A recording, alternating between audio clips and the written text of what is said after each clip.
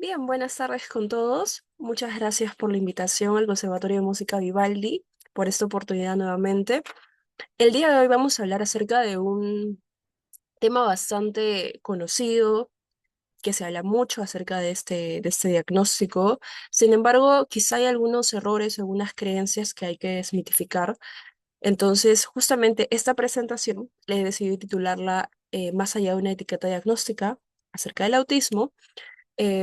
Y sigue la misma dinámica que la charla que hicimos acerca del TDAH, ¿no? Que también se titulaba de la misma forma, pero esta vez vamos a ahondar en mucho más en aspectos acerca del autismo, de los criterios diagnósticos, de las características, de ciertas diferencias que hay con otros trastornos o que muchas veces ideas algunas erradas acerca de este trastorno. Entonces, vamos por ello.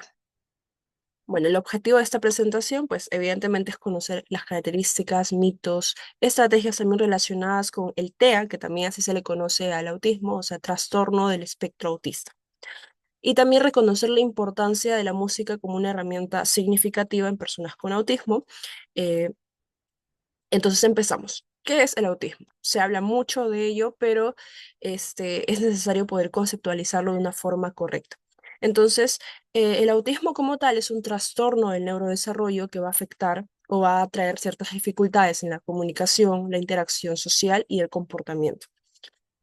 Entonces, además, el DSM-5, el Manual de Criterios Diagnósticos, va a definir al autismo como, o se caracteriza como déficits persistentes en la comunicación social, la interacción, también hay ciertos comportamientos o intereses y actividades restringidas o repetitivas.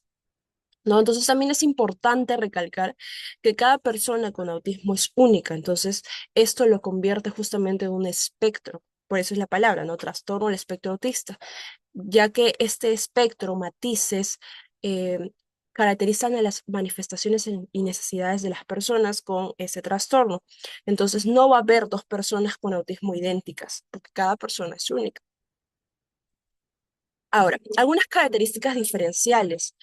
¿O qué diferencia a un autista de una persona neurotípica, ¿no? Una persona que no tiene el diagnóstico? Pues van a haber como 5 áreas en las que se van a diferenciar, entonces las vamos a abordar ahora. Primero es el área social. Sí pueden haber ciertas dificultades para interpretar emociones, establecer ciertas relaciones sociales, para interactuar con otras personas, quizá se les pueda dificultar un poco más también en la comunicación, y eso está ligado con la socialización.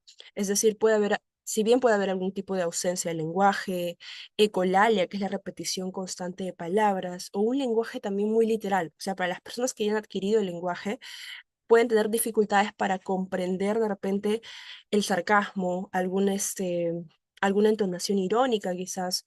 Entonces, por ahí pueden tener este tipo de dificultades. En la parte sensorial, hay o bien puede ser hipersensorial o hiposensorial, es decir, si bien pueden tener mucha mayor facilidad para las texturas, para sentirlas, el umbral mucho más alto o también mucho más bajo, es decir, que se les dificulte también el poder, necesitan mayor intensidad del estímulo para poder percibirlo. También, bueno, en la parte comportamental pueden tener preferencias por rutinas o ser mucho más estrictos en lo que hacen en sus actividades cotidianas y también tener cierta resistencia al cambio. Esto quiere decir que de repente, si ellos hacen ciertas actividades o tienen ciertas actividades en el día que lo hacen tal cual todos los días, si es que un día eso cambia o alguna de esas actividades cambia, pueden generarle cierto malestar a estas personas. Entonces, bueno, esta es una característica también bastante común.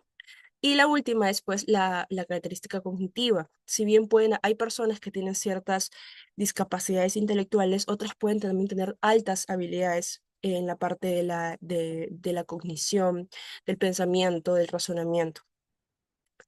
Ahora vamos con lo que justamente les comentaba en el inicio de esta presentación, algunos mitos sobre el autismo, vamos a desmitificar algunas creencias. Y el primero es que las personas con autismo no tienen emociones. Si bien es cierto, pueden manifestarlas de una forma distinta o gestionarlos de una forma diferente a cómo lo haría una persona neurotípica, pues sí sienten, sí, la vivencia de esa emoción es real. y la sienten como cualquier persona, pero evidentemente la expresan de una forma distinta. Por ejemplo, de repente cuando nosotros estamos felices podemos tener las ganas de abrazar a alguien o de simplemente quizás saltar o principalmente tenemos la necesidad quizá de transmitir esta emoción, ¿no? En cambio, una persona con autismo, una persona autista, un niño TEA, puede tener algún tipo de comportamiento que se le dice estereotipia, ¿no? Por ejemplo, de repente aplaudir o aletear. Entonces, son comportamientos que cuando una persona que no conoce o una persona ajena al contexto le puede parecer rara o una conducta quizá lo pueden considerar anormal, ¿no? Pero en realidad es su forma de vivir esa emoción, de manifestarla. Entonces, eso puede ser tanto con la alegría, con la tristeza, con el enojo, pueden manifestarlo de una forma distinta a la heteronormativa, ¿no? Ahora, la siguiente es el autismo seguro.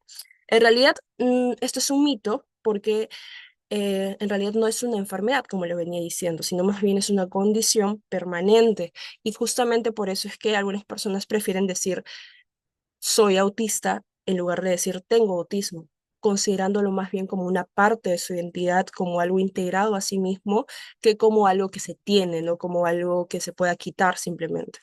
Entonces es una condición permanente. Y el último mito es que todos los autistas tienen habilidades extraordinarias. Y esto también es debido a que en los medios de comunicación, tal vez series, películas, se ha proliferado esta idea de que todos los autistas son superdotados o tienen habilidades excepcionales o altas capacidades o tienen un IQ increíblemente alto. Y en realidad no es así, si bien pueden haber ciertos casos, en realidad ni siquiera es la regla. Entonces, sí hay personas con habilidades particularmente destacables. Hay también personas que puedan tener cierta discapacidad en el área cognitiva, como lo venía diciendo anteriormente. Ahora, vamos a hablar acerca de los grados del autismo. Es decir, eh, que esta clasificación no necesariamente se refiere al nivel de gravedad del trastorno, sino más bien a qué tanto apoyo necesita la persona con TEA. Tenemos el nivel 1, el nivel 2 y el nivel 3. En el nivel 1 quiere decir que la persona requiere de apoyo. No es un apoyo, digamos, esporádico, puede tener algún tipo de dificultad en la comunicación, quizá en la sociabilidad, pero no es un apoyo significativo. No puede ser un apoyo por ahí, como le decía, esporádico. En el nivel 2 es ya un apoyo mucho más sustancial. Hay dificultades un poco más marcadas en la comunicación, también en la cotidianidad, en actividades quizá un poco complejas, entonces puede requerir cierta ayuda o asistencia. En el nivel 3 el apoyo ya es muy alto, o la necesidad de apoyo es muy alto, tiene que haber una asistencia mucho más marcada, de repente en actividades un poco más básicas pueden requerir más ayuda. Entonces, esto es lo que vendrían a ser los niveles en el autismo. Ahora, el abordaje e intervención práctica. Pues, ¿cómo se aborda? En realidad, el pronóstico del autismo es mucho más favorecedor si es que la intervención se hace desde temprana edad, desde los 4 o 5 años, es que ya van recibiendo terapia, puede mejorar significativamente la calidad de vida del niño, de esa persona. Y bueno, en viceversa también, ¿no? Si es que la intervención se hace mucho más tarde o si es que el diagnóstico como tal se hace muy tarde, quizá es un poco más difícil poder contrarrestar algunas disfuncionalidades que pueda venir. Ahora, en la terapia bueno, una de las terapias por excelencia del autismo es la terapia ABA o también terapia conductual, ¿no? Que consiste principalmente en modificar ciertos comportamientos que puedan generar algún problema en la cotidianidad de la persona o también instaurar comportamientos mucho más adaptativos para mejorar la calidad de vida, justamente. También está la terapia ocupacional y la terapia del lenguaje. Algo importante también en el abordaje de intervención es un entorno inclusivo. Y lo que va a ayudar bastante en esto es el uso de rutinas, materiales visuales, pictogramas, que se usa bastante en terapia, también lo pueden utilizar en casa, ¿no? Por ejemplo, imágenes de niños sentados, mostrarle una imagen, por ejemplo, para decirle siéntate o toma asiento, le muestras una imagen de un niño sentado, la imagen de sí mismo sentado, ¿no? Entonces, esto les va a ayudar a poder asociar mucho más rápido ciertas indicaciones o que puedan también ampliar el lenguaje.